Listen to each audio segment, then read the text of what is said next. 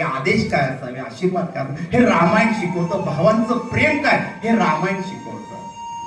की रामाचा एक प्रसंग आहे. राम वनवासामध्ये आले. वनदेवीला समजलं की प्रभू रामचंद्र वनवासात आलेले.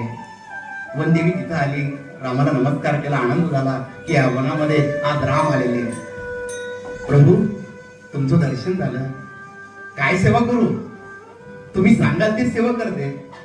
राम बोलू लागले, वनदेवी सेवा करू नका, आम्ही वनवासात आलो, एका वनवासी पर्यंत राहणार, आमची कुठे आम्हीच बांधणार, तुम्ही काहीच करू नका.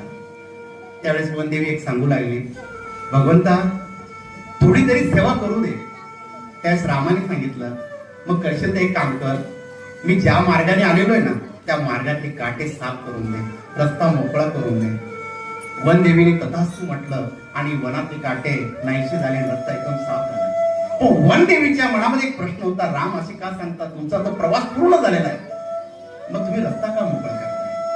त्या प्रभू रामचंद्राने सुंदर असं वाक्यात सांगितलं, वनदेवी मी वनापर्यंत येत असताना खूप काटे होते, माझ्या पायात उचले, मला त्याचं काहीच नाही.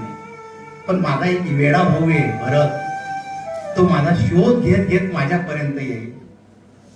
मग तुमचा भाऊ येत असताना तो इतका नाजूक आहे का?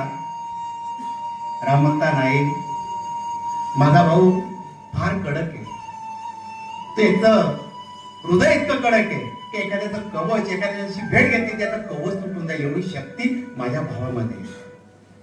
मग का काटे साफ करू? अगं माझा भाऊ ज्या वाटेने येईल ना, तो येडा आहे, त्याचं माझ्यावर प्रेम आहे, तो माझा शोध घेतील.